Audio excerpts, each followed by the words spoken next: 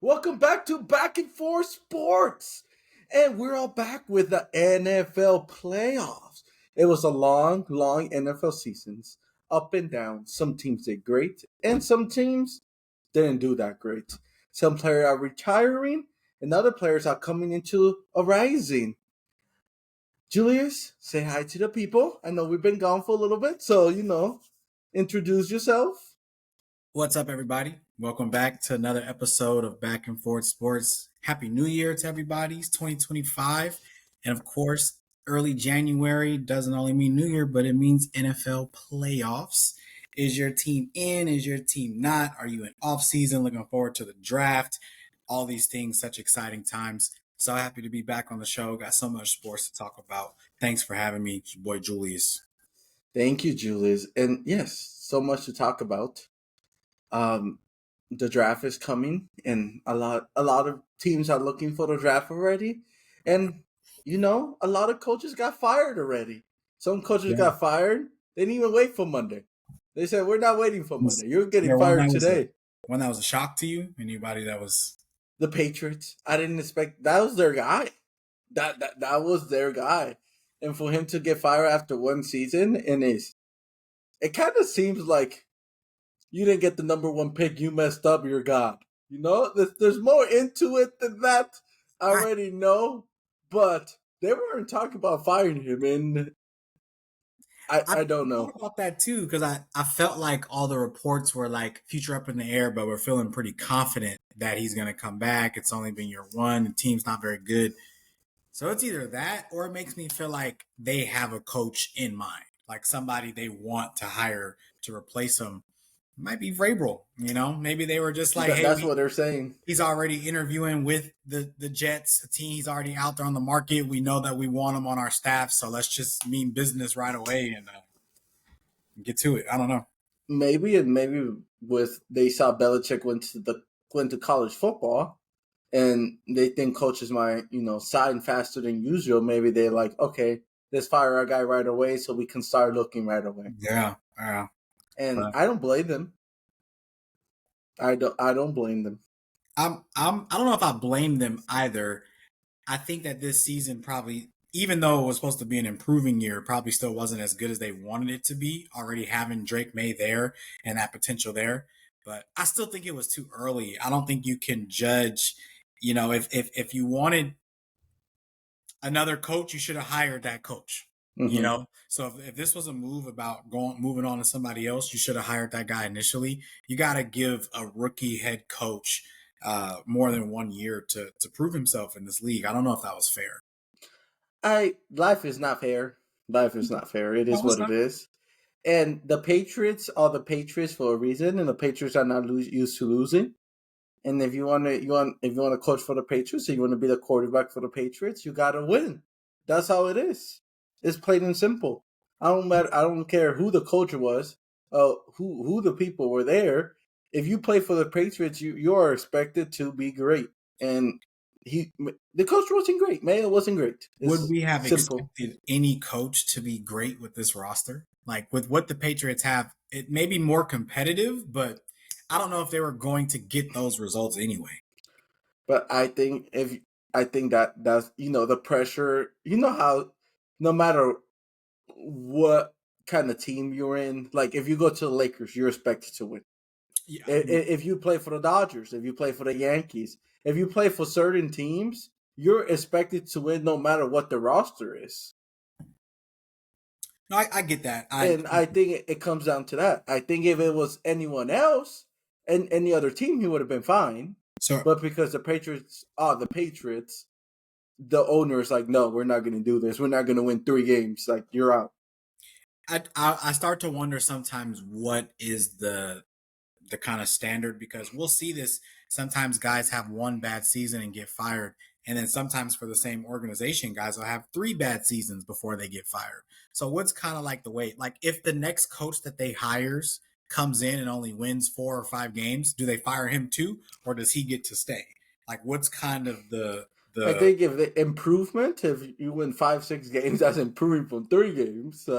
But at the end of the day, it comes down to organizations, and if you realize, not the same organizations do the same thing.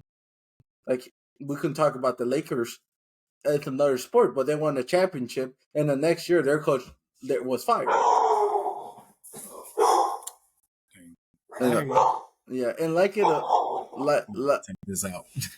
You like it or not, is by organization, and you can say this and that about different organizations and how they do things, but they're going to do the things they always did for the last 10, 20, 30, 40 years. And if the coaches can't win, they can't win, so he's gone. And I might have to move them. Like, we might just have to clip this out of some of the edits. Okay. No worry. Oh, do you want to restart? That's up to you. Come here.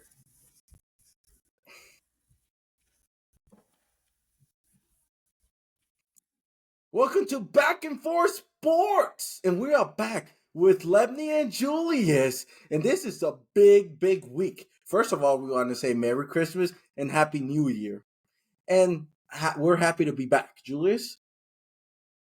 What's up, everybody? It's your boy, Julius. Hope everybody had a wonderful holidays. Happy New Year to everybody. 2025, so happy to be back on Back and Forth Sports. Our boy, Lev. Exciting times. January is not only new 2025, but it's playoff time in the NFL football. Brackets are set. Matchups are set. It's going to be a lot of fun. Can't wait to get into this episode. Let's go. Yes, and like Julius said, brackets are set. But that also means some teams are done. And let's start conversation with coaches that have been fired. And they didn't wait too long. Most of the time we have a Black Monday that they like to call it. But after Saturday, after Sunday's coaches was gone. Any surprises there? I know the Patriots coach got fired. Jets coach been looking for one because the intern is not it.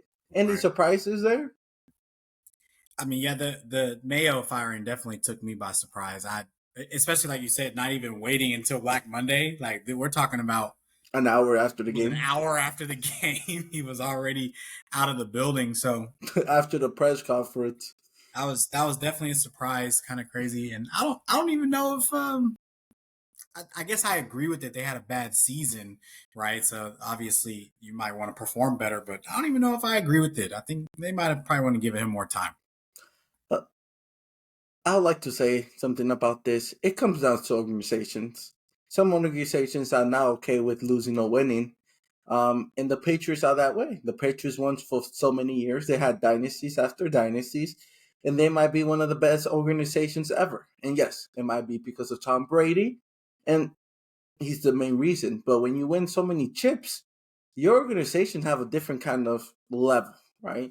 We talk about the Lakers. We talk about even the Warriors nowadays. If you want to talk Madrid, Arsenal, all these top teams in top different sport leagues, you're not allowed to lose. And it's not only people want to say coaches, but it's also as a player. If you're a star and you go to one of the Dodgers and you don't win, it might not be your fault, but guess what? You're still going to get criticized and you might get traded. And it's something it just comes with being the coach for a big team. And the Patriots are a big team, like it or not. It just rookie head coach, not a fantastic roster.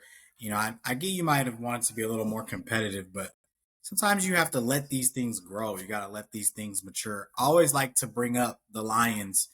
Man, Dan Campbell was 3-13 in his first season, and then the next year you jump up to around just under 500, and then all of a sudden you're a good football team. Sometimes when you're starting over like that, it's not going to happen in a day.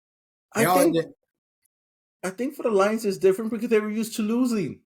The Lions were losers. That's fair. When you go 0 for 16, you're not gonna get fired if you go 2 for. You can't get fired. That's fair, but the Patriots haven't been a great football team. But they've been okay. Yeah, they were high enough to pick Drake May. What pick did they pick him with? The 7th, around there. But still, they're expected to win. We don't expect them to win, but the president, the owner, he expects his team to win. It just makes me, well, I guess we got through Black Monday more on the Raider Nation. It makes me appreciate the Raiders giving Antonio Pierce the chance, because I would have felt the same way if he got fired after year 1 too, especially as a first-time coach. But let these guys grow. I think it's different. The Raiders, no offense, are used to losing. The Right. Patriots are not used to losing. So you got a shorter leash. So does the next guy coming in only get 1 year or two? Is that how you're just going to go year to year until a guy has a winning season? And we don't know what the locker room was. Maybe there was no chemistry in there. Maybe it was a problem we didn't see.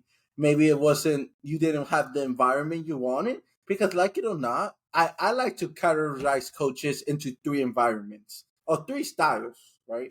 You got your offenses guys that are really smart, like the Rams guy. What's his name again? Sean McVay. Jack McVay. You got that kind of style. You got your Steelers coach, where he's a defensive coach, and you know he's going to bring defense to any team he plays. No matter who's in his team, no matter who his roster is, or who his quarterback is, he's been over 500, right? Or you have your coaches like the Lions coach that just brings some kind of energy, environment. He's a coach for the guys, if you know. He's a player's coach, right? And if the Patriots owner didn't see Mayo being any of those three, he gotta be gone. If I don't see qualities of my coach the first year, then he's gone. Right. Why waste 2 or 3 years? I think it's different with the Raiders because his players liked him. Players came to the defend of him, and his players played hard for him every week. And if you notice, Raiders didn't get blown out most of the week. Yes, this week they got blown out, but if you want to go to the schedule, a lot of games they lost were by 7, by 10, by 3. It was games the Raiders could have won. And if you watch Raiders games, they could have won some of those games. If the Raiders were 500, I wouldn't be surprised. They lost a lot of one possession games. The Patriots got blown out. It wasn't close most of the time. And when you guys are not showing up for your coach and making it competitive, I think that's when, I don't care if you're a first year coach, that's where it's a problem. I think you're definitely right in your analyzation of it. I just think from an outsider's looking in perspective, I didn't see a lot of the problems that, like, the team not behind you, the organization not behind you. It seemed like this was their guy. The heir to Belichick, the guy that they kind of was grooming for the job the entire time. They have a below average roster, so I don't know if they really went into the season expecting to be better than 500. Like, did they think they were a playoff team? I don't know. So to me, this was always going to be a building thing. Yeah. And I wouldn't have been surprised. So you're saying this season, I totally agree with everything you said about the Raiders and a losing team versus a winning team. But would I have been surprised if the Patriots next year would have been in around a 500 team with Mayo as the coach? Absolutely not. Just like I won't be surprised if with a new coach, they are around a 500 team because they're a young team, young quarterback, young receivers, young offense, bringing in a new offense, new system, new. I don't expect for a team like that to all of a sudden just rise back to the dynasty levels of the New England Patriots we were used to. But if they let this thing build for 3 or 4 years, maybe they can get around to that. Drake Mays looked pretty legit. He Looked good. like he can progress to being an above average pro quarterback in this league. So no doubt in my mind why they wouldn't be able to win and be back to a playoff team in the next 2 to 3 years. But it takes that time to build it. And now the next guy might get credit for some of the implementation. I just didn't see, they were losing games. They were a less talented roster, Bills in their division, just better teams in the AFC. I get that. But I didn't see anything that showed me that it couldn't build to where they wanted to after being more talented, more experienced, and just having a chance to build that thing up over there. Yeah, I agree. It could have gotten better, but I think in another day, you either like the culture, you don't, and maybe the owner just didn't like the culture, or maybe he was just mad they didn't get the number 1 pick. We don't know. Yeah, that was kind of. Yeah. But to be honest with you, I think the Patriots is the one team that hurt them the less. The fact they didn't get the number 1 pick because they don't need a quarterback. Would it have been nice to get Travis Hunter? Yes, it would have been nice, but they don't need a quarterback. They have their guy, and I think, as an outsider looking in, or even if I was part of the Patriots organization, I would be more happy I didn't get the number 1 pick because there was already rumors out there of maybe trade. may trade him and get a number one pick and do this and do that.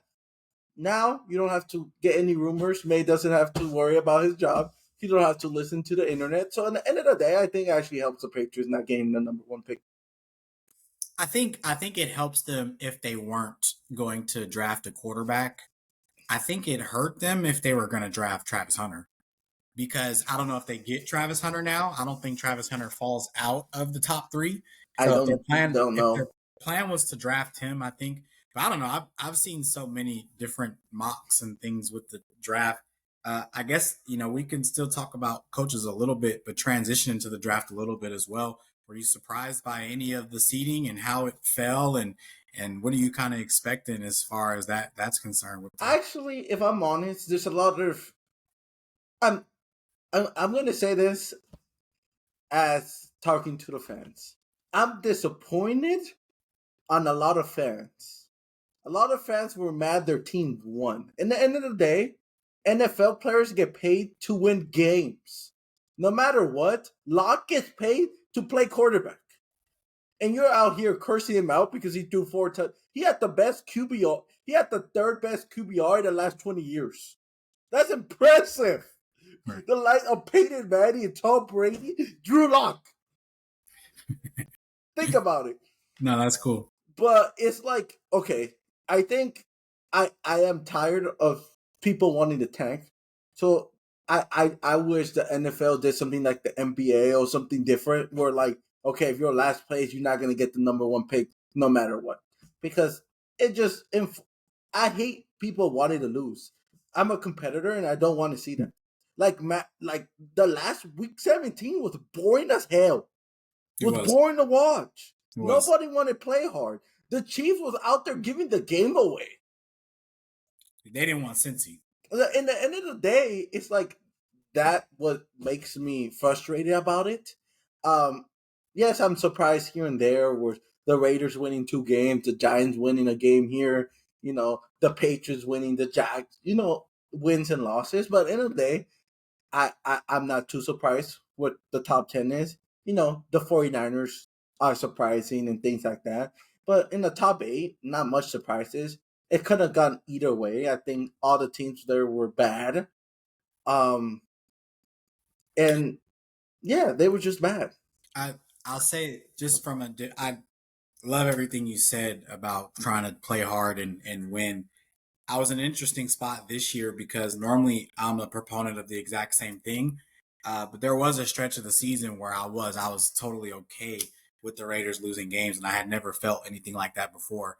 So just from an opposite perspective, a fan might tell you, Lev, you're a fan of the Ravens. You guys have had a lot of good, successful years in the Lamar days, in the Flacco days, even before that, the Trent Dilfer days. This has been a team in the 2000s on that has been in the mix, very talented since they started their organization. Yeah. And so not every organization can say that. Not every fan base can say that. And I think that it comes from the same desire. Everybody wants to win. But if we're not going to win this year, put ourselves in a position to win next year. And sometimes a franchise quarterback, the number 1 pick, the number 2 pick, is the difference between that. And so a team like us, the Raiders, don't get me wrong, I love it, right? I love the idea to try to work on culture and work on winning and build this thing up. And no matter how bad it gets, we go try to win every game. We go try to play hard. I love that for the Raiders as a team, as an organization. Do I love it for our quarterback room? Well, I mean, now this might be a second year in a row where we miss out on the top slate of quarterbacks in the draft, even though we're not a playoff team. We're in a higher draft position than we would want to be. We're the 6th pick now. And so obviously we're not a talented team. We need to improve the roster and we need to improve the quarterback. And we can't do it with a top quarterback pick now because we won games that outside of pride in the organization just don't mean anything. They don't help us win next year. My question is, would Pierce still be there if you guys lost all those games? We don't know. Probably not. So I think that's why he kept his job, because that was apparently what the organization said they wanted his focus to be. Hey, don't worry about the draft. Don't worry about the future. We want to worry about now. We want to build the culture now. Our goal is to win, so we don't care. Win as many Yes. games as you can. And I definitely think that Aiden O'Connell coming back and us winning those games, say whoever you want to about who they were against and who we played. Sure, we played other bad teams, but they just wanted that to be the mindset. And I think it did keep him his job. We got through Black Monday. I don't think he's going to get fired. I think you guys are good. I have a quick. I want you to comment on Leb's idea, right? I Okay. would love it if the NFL hired Leb as a designer of the draft order, and instead of being the top losers, as soon as you eliminate it, you got chances to make points, right? So as soon as you eliminate it, if you win, you get a point, and they keep and the if you get eliminated first, you got more games to get points, and whoever gets the more points, they get the number one pick. Because now it matters to win. Now you have to go out there and win. I think the easier way to do it, because that will be too different. I think it's a great idea, but the NFL doesn't like change, and the owners aren't gonna want to vote because it takes away from the less talented teams being able to acquire the most talented But players. but Right? they let's say the Raiders, they had 9 games, they've been eliminated for a while, and then the other teams that get eliminated the last day, they don't have no chance because So, they get so eliminated the last this day. is what it'll lead to. A team like the 49ers that got eliminated a couple weeks ago, they're clearly one of the more talented teams that are in this bracket of teams that didn't make the playoffs. So if instead of resting their guys and putting McCaffrey on IR and not playing Brock the last week, if they go all in trying to get the number one pick, is it fair that the 49ers get the number one pick just because they had a bad season and got no, the Titans deserve the number one pick more than the 49ers do. And the Titans wouldn't have been able to earn as many points as the It, Niners. it, it would make week 17 interesting. It would. Here's the more like the easiest, most logical solution. Do the same thing as the NBA. Go to a lottery system. I would Right? like to see it. Go to a lottery system, because then if you suck the most, you still have a better chance. But how many times do we see every single time in the NBA the team with the highest chances get the number one pick? I It doesn't I don't happen. think it happened in the last 8 years. That's I didn't even know that. That's crazy number. Yeah, like the number one. It haven't happened in years. Years. I And so think the last time it happened, if I'm correct me if I'm wrong, people call me. Was LeBron, was the Cavs was when there were in wow. 2002. We gotta have a fact check guy one day as our show grows, like somebody who could just Yeah, but it haven't since I've watched the NBA lottery draft. Have not happened. But I know that the percentage isn't high for it either way, and I think the NFL should do the same thing, because I think it'll not only be better for, like you said, competition, teams not trying to tank, like eliminate this tanking mindset, but it'll also just be so much better for the organizations. Imagine being able to actually go and compete, not making your fan bases upset or have the controversy or the conversation about it, and still have a chance at the number one pick like you deserve, because you've been one of the least competitive football teams all year. Do you think it just makes sense? that's the reason why a lot of coaches get fired so soon? Because they're expected to lose? Right. But how do you gain a locker room like that? Like, You how can't. I think that's the problem. Right, these are grown men who have been alphas their entire life. No one likes, but at the same problem you just said. Now the Raiders fans are kind of mad because you got the number 6 pick, and now you gotta have to make a decision again. And I think from fanhood that comes from wanting to win. So I understand the desire, but it's so much better for the organization and for the players and for the guys. Like if you're Devontae Adams, if you're Max Crosby, you don't want to be on this team that's like, okay, well, we're just gonna lose now that we're out of it. No, that's not the mindset that me as a player I would want to be on. I understand maybe from fans and organization, but if I'm a player on the field, I'm going hard every second, every time. And from a football fan in general, taking out the Ravens, right? The Browns were fun to watch with Winston. And at the end of the day, right, you have to put good TV out there for people to watch.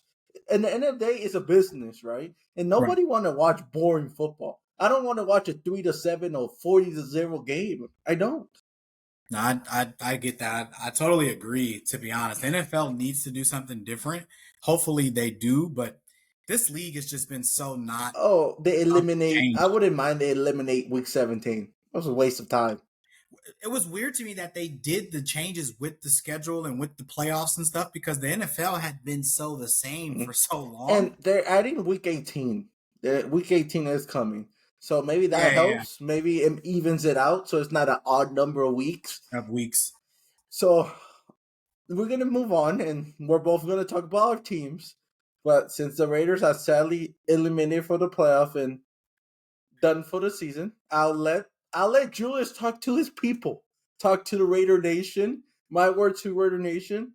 I actually watched the last 3 weeks of full Raider games, and I love what I saw for the defense. You guys have one of the best defense in the league. And yes, you guys played bad competition. But in the end of the day, when I watch the Raiders, I always wonder, okay, is the secondary going to show up? Is anyone other than Crosby going to put pressure on the quarterback? And that was happening against the Saints. Shut them out. Shut them out. And the Saints didn't get shut down by the Buccaneers, and the Buccaneers have a decent defense. That shows that the Raiders did something. So that's my word for the Raiders. And a quick thing for the Raiders: make a move. Don't be scared. Go up in a draft. Go get a quarterback. Go do something. You saw what the Lions did. They went to get they traded for that. Do something. If you don't like someone in the first, second round, go get a guy. Stop wasting years. But Julius, all And my yours. message to Raider Nation is just to be a little bit more patient. We're here anyways, right? We've been losers for years and years and years. We've had 2 playoff appearances in the last 21 or 22 years, I want to say. But I really do feel like I like what I saw out of this whole regime. So I love the mentality and the culture Antonio Pierce is trying to build since day one when he took over. He really has the locker room. The players are all behind him. They love playing for him. And it just seems like no matter what the situation is in the season and what's going on, he finds a way to rally these guys and get them to want to play their hearts off. And I really like that. I love what we did in this draft. We got Jackson Powers, a beast on the offensive line. We got Brock Bowers, the all-time rookies catch leader, over Puka Nakua, over a guy like Malik Neighbors, who was just a monster all season. So to say that, that in this, like Brock Bowers got that with 2 changing offensive coordinators, 3 or 4 guys under center. Like this isn't even a good, consistent offense yet. And to say that we've already got a rookie tight end who looks like one of the best in the league is awesome, is amazing. So I really love what we did in the draft, bringing these rookies in, our young guys. Had a lot of injuries. We saw Kuntz go down early. We had Wilkins go down early, then Max go down late. The traded Devontae Adams. We didn't re-sign Josh Jacobs or some of our guys in. So this season was pretty chaotic from the start as far as us having new and just young players to implement into the team. And I feel like, yeah, our defense has been great. Since Antonio Pierce took over last year, we finished in the top 10 when we had all of our guys. And so we got hurt early on and had to implement some of these younger players, but I think it'll do great things for our depth moving forward. And if this offseason looks like last offseason did, minus the Gardner Minshew signing, I'm happy about it moving forward. And I think that we're on the right path to being competitive. Am I saying next year we win the Super Bowl? Next year we take out the Chiefs and win the division? It just depends on how the cards fall. We'll see. But I think that it can go from where it needs to be now. No one expected or wanted for us to only win 4 games this year. We can get to that point where we're winning 8, 9, maybe 10, in that 7 to 10 game range next season. And I think I'm excited about that. And we should wait for that experience, not fire Antonio Pierce and keep that going. If it doesn't happen by next year, that's when I start to get crazy. So I don't think we should move up this year. I don't think we should do anything crazy. I don't think we should fire too many. We might upgrade the coaching staff a little bit. I would love to just see what the offseason looks like, but let's not get crazy unless this season is bad. And I agree with Julius. Patience is key. Patience is key. But like Grandpa told me once, sometimes you gotta go get it, or the train is gonna leave you. Right. So No, it's something in the middle, and I would love to see. And and I love football. I love the NFL, and I love sports. And I think Raiders being good is good for the NFL. It'll bring numbers up, and it just be good for the NFL. Some teams like the Packers, the Raiders, the Cowboys, when they're good, it's more numbers for everyone. It's just what it is, I what agree. it is. I agree.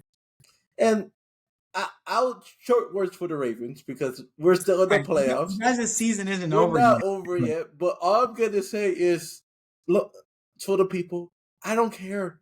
Everyone's been asking about the MVP. Like, what do you think? Does Lamar deserve it? Does Josh Allen deserve it? Like, we want you to talk about who deserved the MVP. Like, you don't know what you're talking about. My final words to that: I don't care who gets the MVP. I actually hope Lamar doesn't get it, so he gets even madder, and he proves it in the playoffs. You know what? Give it to Josh Allen, so Lamar gets mad. I want to see Lamar mad. I want Lamar mad. Listen, I looked at the numbers from his MVP season last year to this year. He needs to win MVP. No, I want him not to win it so he gets mad. There's no way. I want him bad. I love Josh Allen. Okay, I'm one of the biggest Josh Allen fans that there is. Just looking at the numbers, and I agreed with it. Josh Allen should have been the clear-cut favorite when the Steelers were winning the division. But the Ravens won their division, man. There are a couple games behind the Ravens. His stats are just way better. I understand what you're saying. I get it. I want Lamar mad. And a pissed off Lamar might be dangerous. Yes, I would have pissed off. And the numbers are Josh Allen's favorite to win the MVP. He's been the favorite for a long time, and I get it, but I pretty much got it all the way until the last 2 weeks of the season. And I wouldn't be mad of co-MVPs. I wouldn't be mad. It happened already. I don't think the NFL does that. Has that happened already? With McNair and Brett Favre. Wow. That's like Packers and Titans, McNair and Favre. That's like back then. When McNair, when he won his MVP, was a co-MVP. I know it was McNair for sure. Let me double check who it was. I would be. I did not know that. Let me just double check here. I apologize. It was McNair and Peyton Manning, co-MVPs. Okay. What year was that? 2003. Dang, that's tight. I honestly, if there was a year to do it again, it should be this year, bro. I think both guys balled out, deserved it. I do think that they'll probably want to go because I see the same thing in the NBA. When guys get it repeatedly, it kind of makes it harder. Mm-hmm. We saw it with Jokic, right? It makes it harder to get it. You have to really earn it a little bit more. And I could definitely see how, even though Lamar's numbers are better, Josh Allen being the more important guy to the Bills, because I don't think the Bills' defense is as good as the Ravens' defense. I don't think the Bills' receivers are as good as the Ravens' receivers. They're, Derrick Henry, they both have good running games, but maybe the Bills aren't as talented as the Ravens. And so that makes Josh Allen more important. I can see that argument. So the way I see it, that maybe Josh Allen can get it, if you want to go by definition, MVP is not the best player in the league. It's the most valuable player of the season. And like it or not, if you want to put most valuable, if I'm making a case for Josh Allen, if you take Josh Allen away from the Bills and put a regular quarterback, and then you put Lamar Jackson and put a regular quarterback in there, someone like Joe Flacco, put Joe Flacco in both teams, right? Mm-hmm. The Ravens will have a better record. I agree. And the Ravens might even still make the playoffs. I agree. The Bills they might be 2-14. It's just so weird to see that Lamar won MVP last year and had like 24 touchdowns, 8 picks or something. So no one have had Lamar Jackson's numbers and not won MVP. And now what, bro, 41-4? Like, we're talking like one of the biggest critiques against Lamar Jackson has always been his turnovers. And he threw 4 interceptions this year. That's crazy. Whoa. So yeah, so that and then for my Ravens people, I think we for if any players are listening to me, take this game serious. This game is the most important game of the playoffs. Most Yes. important game of the playoffs. I think we will walk by the Bills, but the Steelers, Ravens, Steelers scares me because of the rivalry. It doesn't matter if the Ravens are 0-16, if the Steelers are 0-16. It doesn't matter if we have a perfect record or they. It's Ravens Steelers, the best rivalry in football. That's where you throw everything to the trash, everything, because in that 60 minutes of football, anything can happen. I got the Ravens, but I got the Ravens by 5. I don't think it's going to be a blowout. And it's going to be one of the old. If you like old school football, turn your TV on 7 p.m. Eastern to watch some old school football on Saturday. Well, just like always, Lev, you have a perfect transition into our next topic. So we got some wild card games, some matchups this weekend. And so yeah, let's just dive head first and talk about this matchup first. I'm very excited. I actually think that this is gonna be the game I'm looking forward to most this weekend. I think it has potential to be the The best best game. game. The It might best be the game best game in the playoffs in because the it's Ravens Steelers. It's two old school football teams that hate each other. right. They don't like each other. Don't like each other, smash mouth. This division's always been like that, tough, gritty. You don't make it Kick through you in the the helmet. AFC North without right. This You has fall, always you get been, an extra elbow to the face. this has always been a division like that. So very excited for that style and that brand of football to be played. I'm so happy it's on a Saturday too. I think it's a Saturday game. Saturday nights. It's gonna start the weekend off. I think just Good. have that effect to it. Hopefully that'll lead to better football the next days. I want you to take your courage out. Give me a score. Give me who's going to win. And give me why one team wins over the other. Who's your MVP of this game? So this game is going to be a close game. I think that the defenses will play well in the first half, but then in the second half, I think offenses could figure it out and get it going a little bit. So I'm going to say 28-24 Ravens. I think that Lamar Jackson plays well in this game, throws a couple touchdowns, maybe even runs for one. Derrick Henry will score. I think the Steelers will be trying to play catch up to keep it close. So when the Ravens score, the Steelers will score, the Ravens will score, the Steelers will score. And then we'll see stretches in the game of stops back and forth as well. But I'm really excited about this game. I think this is the year that Lamar finally has some good playoff performances. I think that Lamar's not pissed off, like you're saying, but I think he's ready to prove the doubters wrong.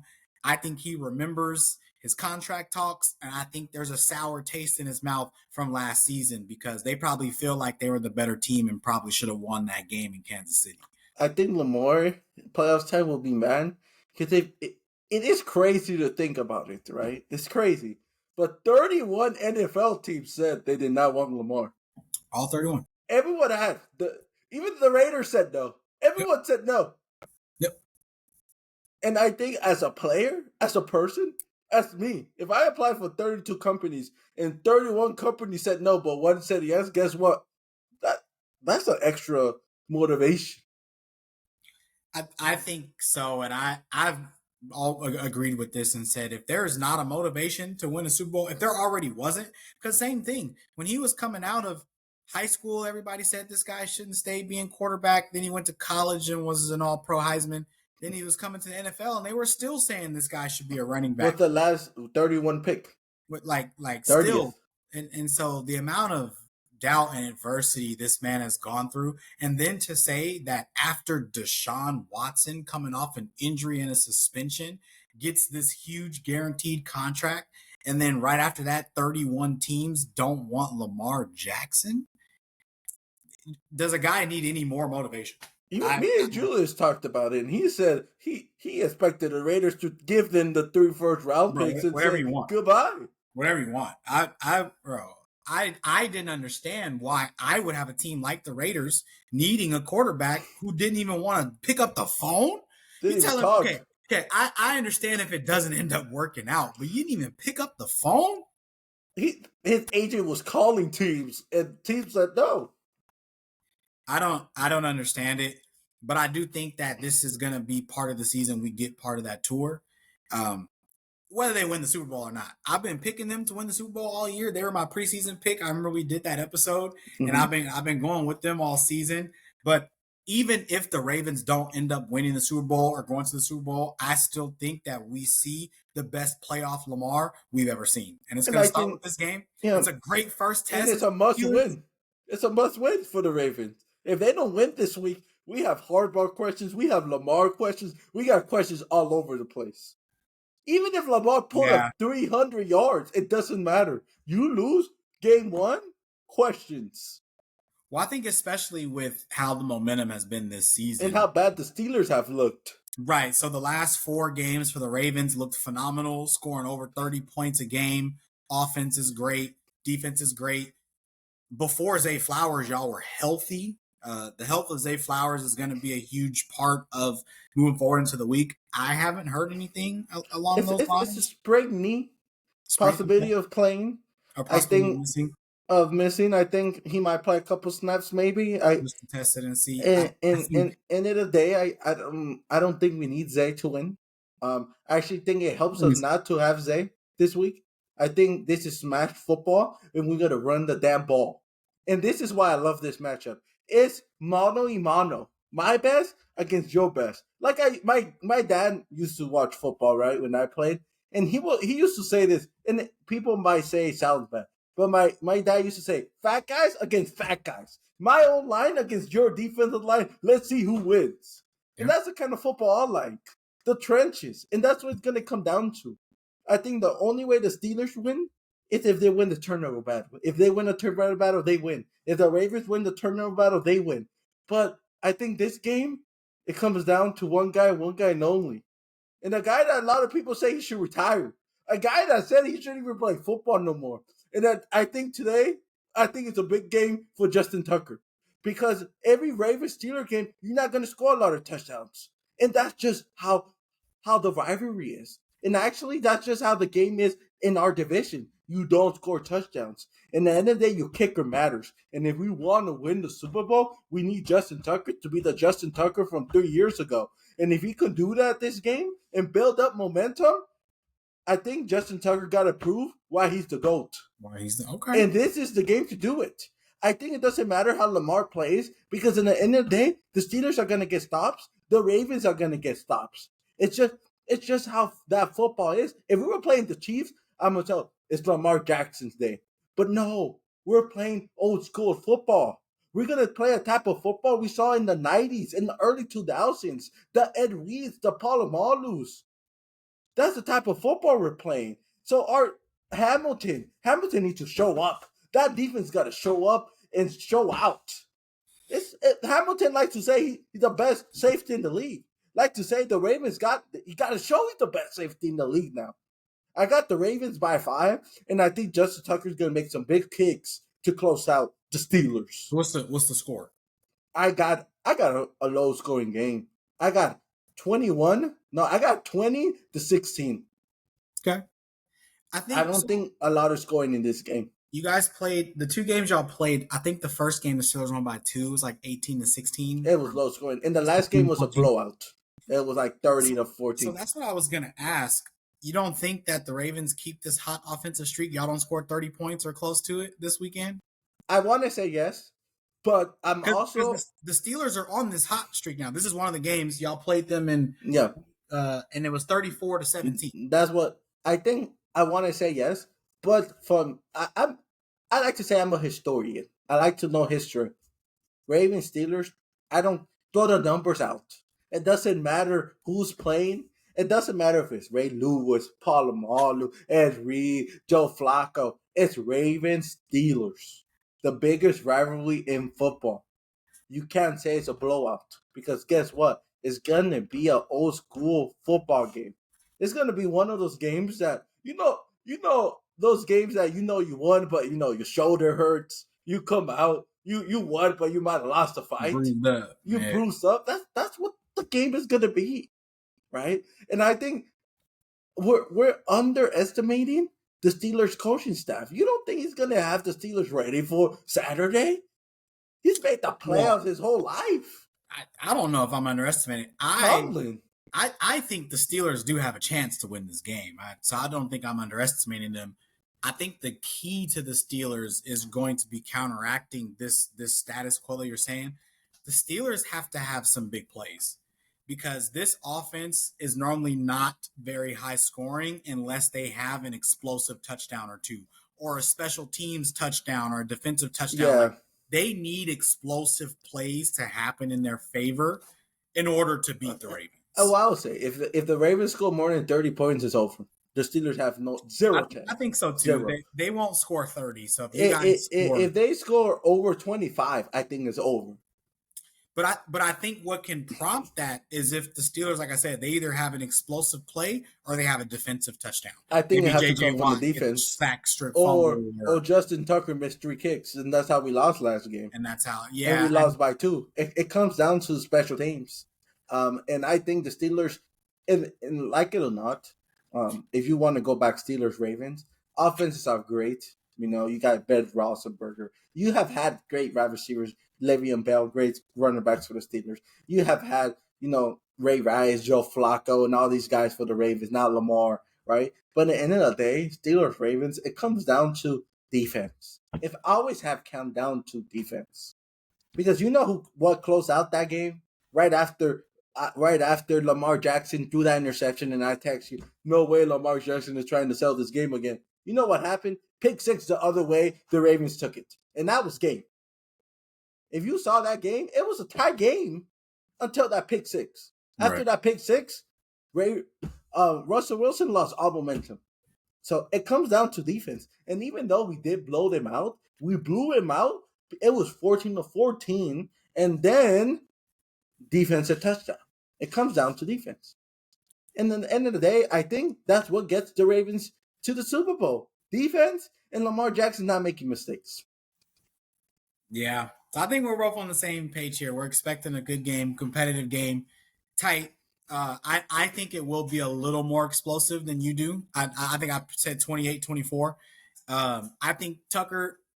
So my prediction wouldn't be Tucker having any kicks, but I do think Tucker will have an important say in this playoffs. Mm-hmm. So hopefully he can get to a good start in this game. But the Ravens will need him to perform, not just the Steelers, but we talk about down the line as they're making their way through the playoffs if they're able to win this game.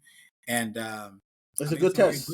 So we're going to move on to the next game. They should stay with Saturday. Yep. In the early game, it's a big one. Can the Chargers finally win a playoff game? The Chargers been in the playoffs. They have a great quarterback. And in the end of the day, they just have to get over the hump. And can Harbaugh, his first year back in the NFL, win the playoff game? And it comes down to Herbert. And this is a conversation Julius and me had in the end of last year. The question Julius asked was a bunch of his group friends was, is Herbert better than Justin Fields? And I think a lot of those questions started because Herbert couldn't win a playoff game. Right. He still haven't won one. Can Herbert finally get over the hump? Oh, can the Texans recover? Because the Texans have not looked good. CJ Stroud looks in a slump. He looks like the NFL caught up to him. And my analyze to this, to all my baseball guys that watch baseball and football, it's like seeing a batter for the first time. Okay, he's hitting home runs. Guess what? The film gets out there. Right. And when I see him 3 or 4 times, I'm like, oh, he's not good at hitting breaking balls? Let me throw a breaking ball. Oh, he can't hit a curveball? Let me throw a curveball. And I think CJ Stroud, I don't think he's a bust. Some people want to say he sucks, he got lucky his first. No. But he's figuring out this is the NFL. And these are the best athletes in the world. And these are the best defensive players in the world. And they figured you out. And I think you do need an offseason to try to figure it out. I have the Chargers winning.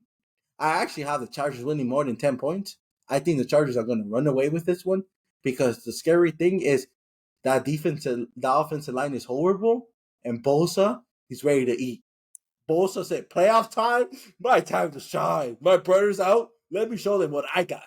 And that defensive line is scary. And the thing about it as well, that secondary, they got some ballers. They got some ballers out there. So, Julius, I'll let you. Maybe you have a different prediction, but that's what I have. Well, I think that this game is going to come down to the Texans. I feel like the Chargers have been super consistent all year. I want to also shout out to Leb because you brought up some conversations we were having in the past. So another conversation we were having in the past was the Harbaugh impact and how good potentially this team Oh, really let have them in the playoffs. Watch the film. Right. And I said year one out the gate. I don't know if it looks as good, but they have the potential to get there. And they were there, like Leb said, year one out the gate. So I want to shout out to you. I like to give credit where credit is due, and you did call this, saying that they were going to be a playoff team. And the guy I was talking about, I forgot his name, Derwin James Jr. He's a baller. Oh, Derwin, no, yeah. Derwin James Jr. He might be one of the best safeties in the league. Do they still have Asante Samuel Jr.? Is he still on that roster? Because I think they had Samuel Jr. too balling out at corner last year. No, he is not in the roster, or he is hurt. I see. But Derwin James has always been a baller, bro. Here's what I think about the game. It's going to come down to the Texans. I think that oftentimes we do see quarterbacks when they have rookie success, they go through a sophomore slump. So I still give CJ Stroud a bit more credit than some of the media has, because to say that you went 10-7 and still made the playoffs and won your division in a sophomore slump, it's not at the world, the sky's not falling, right? No. So I still think that, of course, there's room for improvement. Stroud's got to up his game, right? So regardless of what happens in this football game and moving forward, this offseason needs to be your best. This needs to be your biggest improvement from when you got into the league. And I think those questions will come next year just because of the numbers and how it looks. I will say this, though. I think that the Texans will find a way to be competitive in this game. I really love DeMeco Ryan as a head coach and what he instills in that locker room. This defense has been relatively consistent all year, and I don't think the Chargers are super explosive offensively. They typically try to pound the rock, run the ball. They'll have some explosive plays or like to let Herbert, do his thing here and there, Ladd McConkey in the slot. But this is not a Chargers team that comes in every week and tries to score 35 points, and they really don't have to beat you like that. They can play those close, tight-knit games. And I've seen a lot of that from the Texans this year, those close, tight-knit games, defensive games. Where they've had trouble recently is they're letting their opponents score too many points. Their defense towards the end of the season wasn't as consistent as it was in the beginning of the season, and their O-line has been really banged up, right? So Stroud's been on the run. He hasn't been able to consistently get into a comfortable offensive set. Of course, Diggs went down. So this team, to me, has just faced a lot of adversity. And through that adversity, they still won 10 games. And they're still going to come in. And the one thing about the playoffs, we always say this is why we love it. It's any given Sunday. And all it takes is one good Sunday, one good day for you to have a good game plan or for you to win your matchups and for you to come out and be competitive. Now you got momentum. I think that the Texans coach, Ryan, will be able to say, hey, let's throw out what's going on. Just like I think Tomlin will do the same thing for Pittsburgh. We just talked about that. Just because the Steelers played bad the last 4 weeks, none of us are expecting them to play bad in this game coming up because it's playoff time now. It's put up or shut up time. I think the Texans will do the same thing. They'll come out. They'll play good. Stroud will have some moments. I think you're right, though. You hit the key matchup of the game. It's Bosa and it's Khalil Mack. It's the defensive line against this banged-up offensive line. It will lead to the Chargers winning the trenches, and they will win this game. They're going to be able to wear out Houston over the course of 4 quarters with that D-line, with that run game. I think Dobbins has been a great addition to, the Chargers this year, and he's been great all year. But I'm going to give it a little bit closer. 10 might be the cutoff. I'd probably say, let's go 24-14 Chargers. Yeah. And before we move on, the biggest reason is Chargers got one of the best O-lines in the league. And the Texans got one of the worst D-line in the league. So the combination of it's just not good. I think 10 will be the cutoff, though. I don't think we see the Chargers. No, the Chargers don't win by a lot of points. The Chargers don't blow you out, but they will suffocate you. You're not getting the ball back. You're saying they're going to dominate the game. Yeah, you're down by 7 in the first quarter. Chargers could put a 10-minute drive because Harbaugh is one of the smartest coaches in the league, and guess what? You're not getting the ball back. I'll say this: if the Texans find some kind of way to be explosive on offense and get Nico Collins going and They get can Joe win. Mixon going and score some early points. Like if the Texans can find a way to score 25 points or more, I think that heavily increases their chance of winning the game. The Texans need to ball out on offense. They gotta ball save that offensive line. They gotta be like Burrow and the Bengals. Oh, well, we're going to make plays anyway. We're going to be on the run. Stroud has the athletic ability to make it happen. Hey, man, forget the sophomore slump this season. It's put up or shut up time in the playoffs. You get hit, get up. You got hit. Who cares? Get up. You have Nico Collins. You have Mechie. You have a solid set of Joe Mixon. Schultz. I think they have a good enough offense to go in and to make some noise and make some explosive plays happen. They just got to get it done. But buy your linemen some new watches. Tell them you love them, and I'm sorry for all my bad doings. You tell me to block for me. But I do think Diggs and Dell both being out is a huge blow to this team, and the offensive line's banged up. And like I said, I think Bosa is just too good. I just putting Bosa against a starter is hard. Against a backup, you're asking to be eaten alive. I think this Saturday layout for the Chargers and the Steelers was huge. Like the Steelers really needed to find a way to win that game last Saturday that just passed because them going from, in the division hosting the playoff game to like potentially playing the Texans. Now you fall all the way down and have to play the Ravens. Like, they really needed to play the Texans. I think it's hard because I think if the Steelers wanted to make a run, I think it was this way. I think the Ravens, this is a rivalry game. They have to win the rivalry game. Yeah. Same with the Ravens. I wanted to play the Steelers. It's a rivalry game. I want them out, and I want me to be the reason they're out. Yeah, no, I get that. But let's move on to the next round here. And this is a game that I hear some people might say upset. Broncos Bills. Okay. I'm gonna go out on a limb. I got the Broncos winning. You have the Broncos beating the Bills. And let me say why. Oh, hot take Lev is at it again. Josh Allen is one of the best quarterbacks in the league. I agree. Josh Allen is one of the best quarterbacks when he's out of the pocket, right? When he's out there running and finding his receivers. The Broncos are number one team, making sure your quarterback doesn't leave the pocket and making sure he throw the damn ball in the pocket. The Broncos got the number one secondary in the league. The number one cornerback in the league. Yes, Surtain's a beast. Yeah, and they can put pressure on the quarterback. And if you want to remember right, the Broncos should have beat the Chiefs at Arrowhead. It was a 30-yard field goal block. Yep. Should have won. You should have made that, right? So I think the Broncos upset the Bills and said Josh Allen's home. And I think we finally realized why the wide receiver core, you need better wide receivers. Because everyone is good when Josh Allen can give you 10 seconds to run the route. Guess what? If you give me 20 seconds to run the route against Julius, sooner or later I'm going to get open. I got 20 seconds. He's not going to cover me for 20 seconds. Yeah. For 10 seconds, you're going to lock me. 20 seconds? Nah, I could just run down sooner or later. But if you got 7 seconds, you got to go up and Josh Allen got to find someone. I think the Broncos can make it a close game. Broncos win 30-27. Give me the Broncos. Bills by 100. Listen. Listen. I like it. I think the Broncos have a great chance to be competitive. So I see if we're gonna pick an upset, this can easily be a trap game. The Bills probably feel like they're a lot better. The Broncos are probably a lot better than we give them credit for.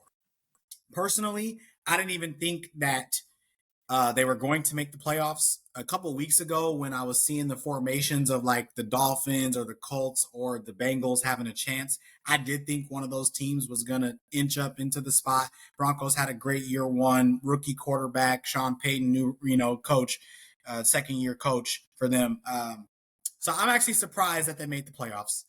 And I think this is a very great, successful season for them, which is why it's going to come to an end. I think they're happy with where they are and what the season's going to be. Of course, they're going to come out and fight and compete. And this is a very good defense and Surtain. You're right about all those things. But at the end of the day, Josh Allen is just Superman. And he's going to be able to propel his team past the Broncos because he's on the team, they're better than the Broncos. And we're talking about Lamar and a guy who has something to prove and a chip on his shoulder. I think we're analyzing and addressing the same situation here with Josh Allen. This is a guy that right now he's focused on the Chiefs. The Chiefs look like the most beatable they've been in this run that they've been on.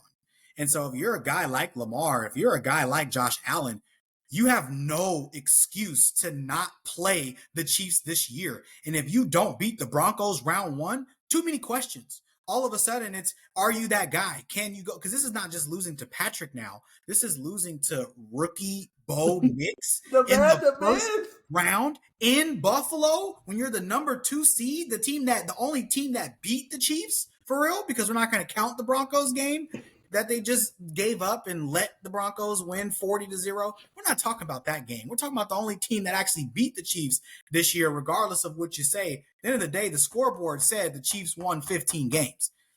And so I think no way that they come out and let the Broncos win this game. Will it be competitive? Yes. Offensively, if the Broncos are going to win, Bo Nix would have to throw like 3 or 4 touchdowns to me. This is not a team with a strong run game. This is a pretty good Bills front 7 that they have. You know, it's a pretty good defense. They're pretty good at stopping the run. The Broncos already can't run the ball as effectively as playoff winners typically do. So the Broncos would need a lot to happen in their favor to win the game. They would have to shut down Josh Allen. I just don't see it. If there's one guy that can give it an upset, if there's one guy that has proven that he can make a run, if there's one guy that have playoff experience, that's Sean Payton. If you have Sean Payton on your side, I'm gonna give you a chance. And like I said, for defense win chance, it is like you said, it's one game. It's not a 7-game series. It's only one game. And in one game, like Julius said, anything can happen in any given Sunday. The Broncos would have to play their best game, and the Bills will have to play their worst. I think the Broncos will play a good competitive game. Bills are too much on offense. They'll pull away at the end. I'm trying to think how many points I think I have them scoring because the Broncos are a good defense. So I'm gonna say 27-17. So same with the Steelers. If the Broncos want to win, they got to win a turnover battle, and they might have to win it by 2.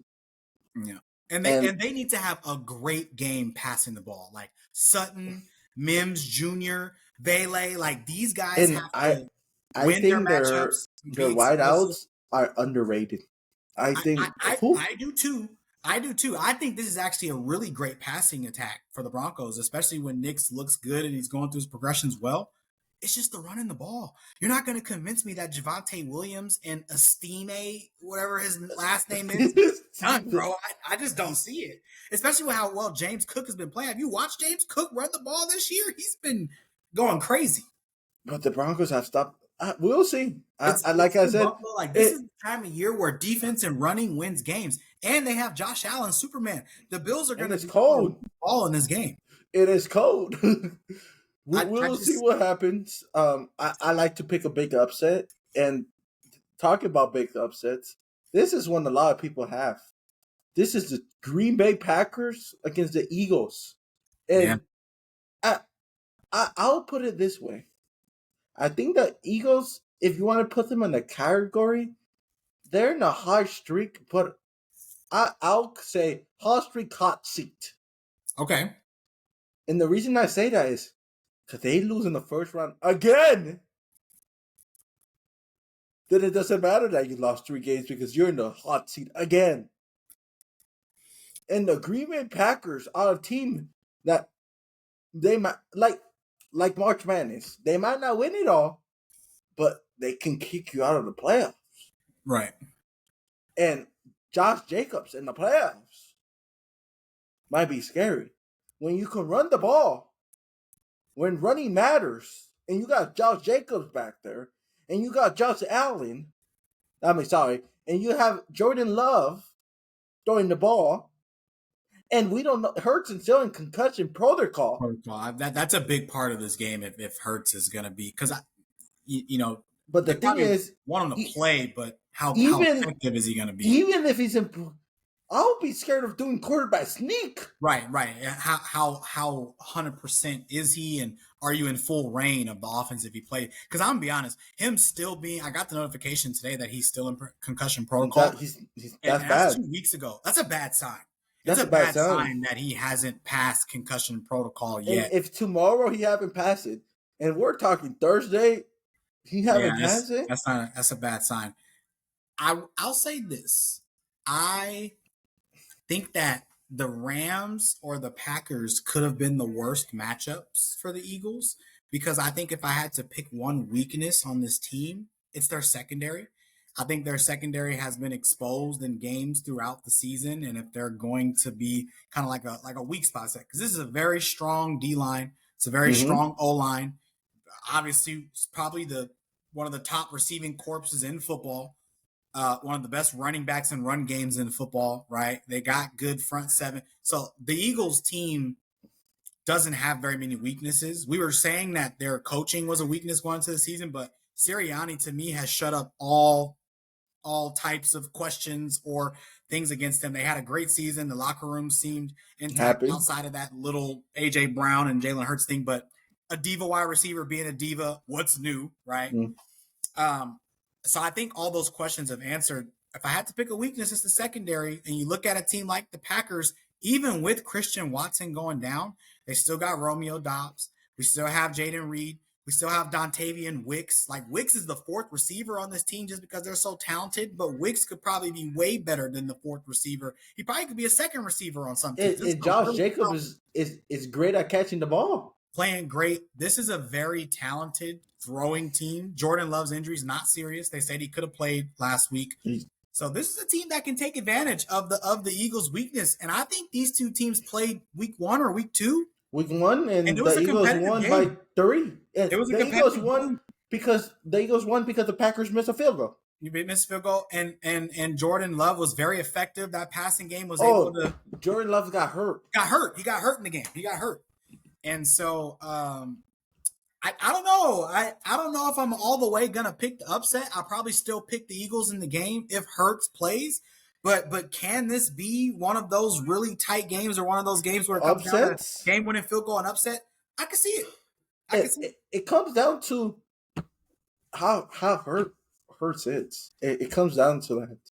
And if Hurts, if it's by Thursday, Hurts doesn't clear protocol. Even if he clears by Friday or Saturday, if by Thursday he doesn't clear it, as an Eagles fan and Eagles friends that I have, I would be nervous. So I have a couple of Eagle fans friends. You want to know what they told me? What? They told me even if Hurts doesn't play, it's Tanner McGee's season. And so that's a question I have for Lev.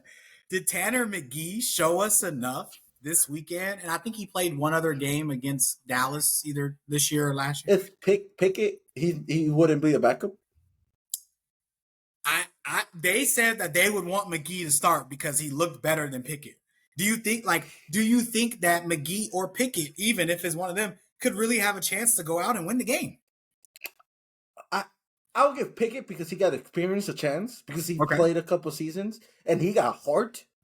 If you read the story, he was injured and hurt, and he said, "Fuck that, I'm playing." Oh yeah, no, I know all about Kenny Pickett. He got hurt. Yes, he could still win because Jordan Love also is young and make mistakes. But at the same thing, let's just say this, right?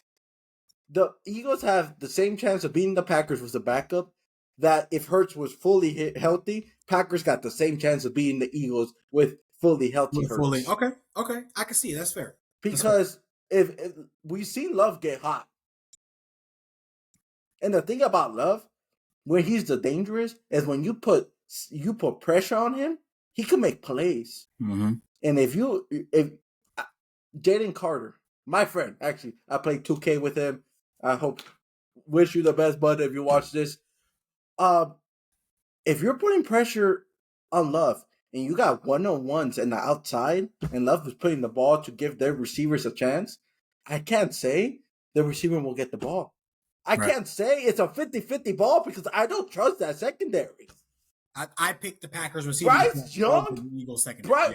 Bryce Young turned him a point. Bryce Young, that's where he came out of retirement. We thought Bryce Young was done. We thought Bryce Young was going to go to the Raiders. And then he played the Eagles, and he's this new guy. I think so, I have the Packers. I have the upset. Picking them. Yes, I live in Wisconsin, so I'm biased, but I'm also not biased because when I talk to my Eagles friends, they say this the one game they could lose in the first round. They're nervous, but I think this is the worst matchup. The Eagles probably didn't want this. They probably rather play the Commanders. For the Rams, I'd rather play the Rams because with the Rams, you know what you have. With the Packers, they might play horrible. They might lose by 30. They might, but they might also you can put pressure on Stafford and not be worried about him creating plays. Yeah, no, Jordan Love is a lot more versatile, and sometimes he just throws from the back feet, and you shouldn't do that. But he makes it work sometimes. Yeah, this probably was their worst first round matchup. I think I'm gonna still pick the Eagles. I think Hurts will play. He had 2 weeks of recovery still, and honestly, you know how I am about the running backs in the playoffs time, man. Even if you have a younger quarterback like Pickett or McGee, even if you have a not so Barkley time, Barkley season, that O-line is probably the best in football. It can also be pissed. He's gonna want to win because he didn't get to go break his record. He didn't get to go take down Dickerson and win the record. So he's gonna have some pent up fuel and emotion, and he's gonna go take it out on the Green Bay. Don't you think Jacobs feel the same way? You don't think Jacobs, after being years of a losing organization, not making the playoffs? I think Jacobs is gonna ball out because he's just gonna be happy to be there. Yes. But is Jacobs going to carry the Packers to winning? I think he can. I don't think Jacob is happy to be there. I think Jacob is mad. I saw that conversation with Carr and Jacob. Carr said, "I miss you." Jacob said, "I got you." You know what that means? I got you. I'm gonna do it for you. I'm gonna put on for you. Yeah. So I see it's gonna be up. I think both of them gonna have over 100 yards. It's going to come down who makes the plays. And I want to say one kicker's better. Elliott been horrible this year. Jake Elliott, he got his money, and he can't make a field goal to save his life. But the Packers kicking in been horrible too. So it might come down to what kicker makes a field goal, one kicker doesn't. And some people don't like that kind of football, but in the playoff, it matters. Your special teams matters. And I think this game comes down to special teams.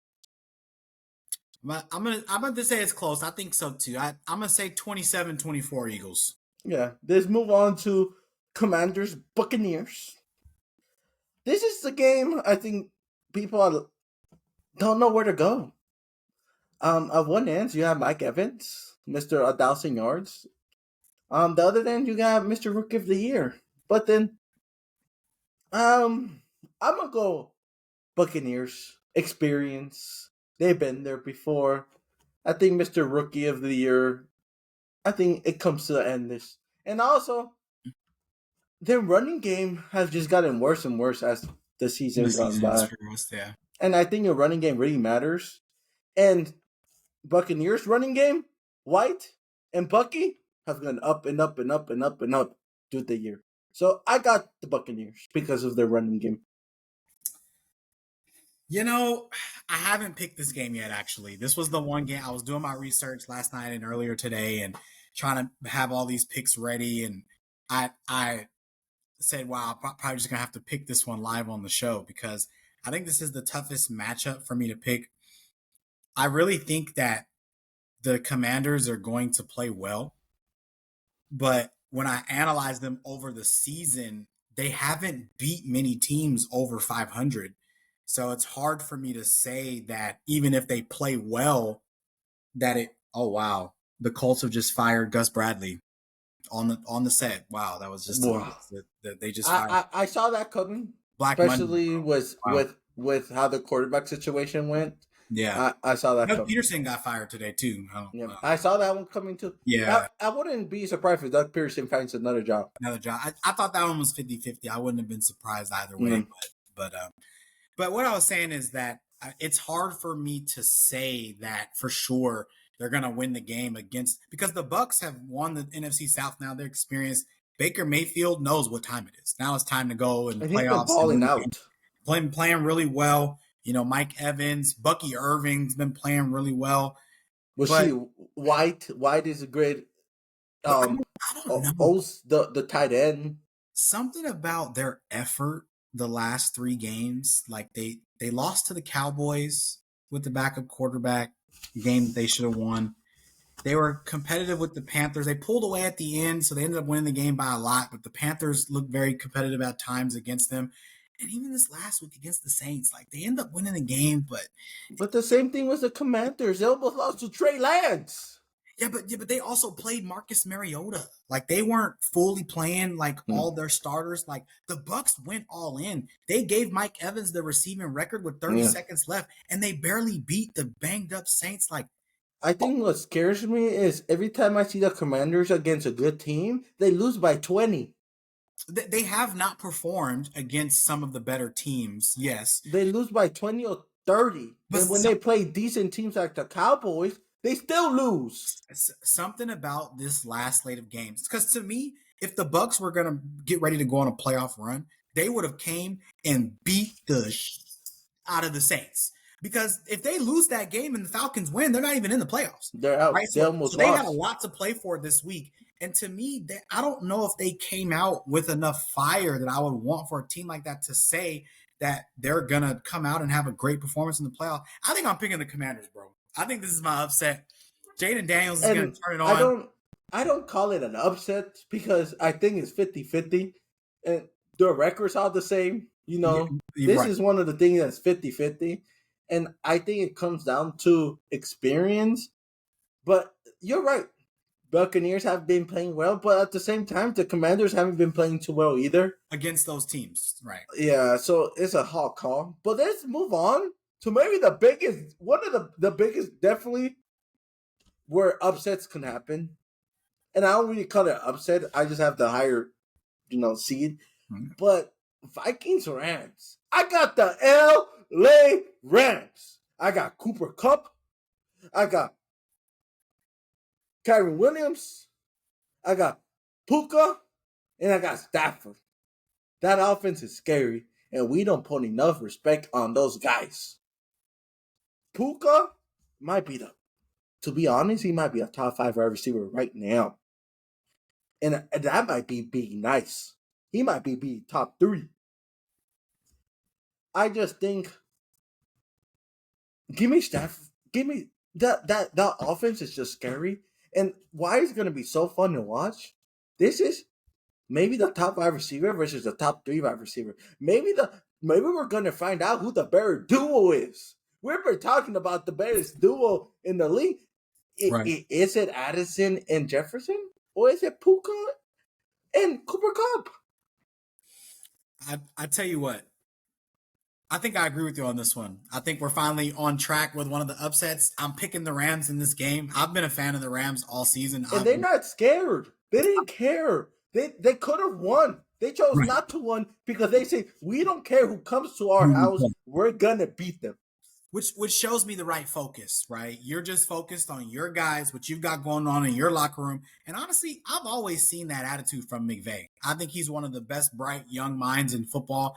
We're blessed to say we can probably see him coaching in this league for a long time. 50 years. He has that right mindset. Hey, we've already won our division. We know we're going to host the playoff game. At the end of the day, for the goals that we have set, we got to beat everybody anyway.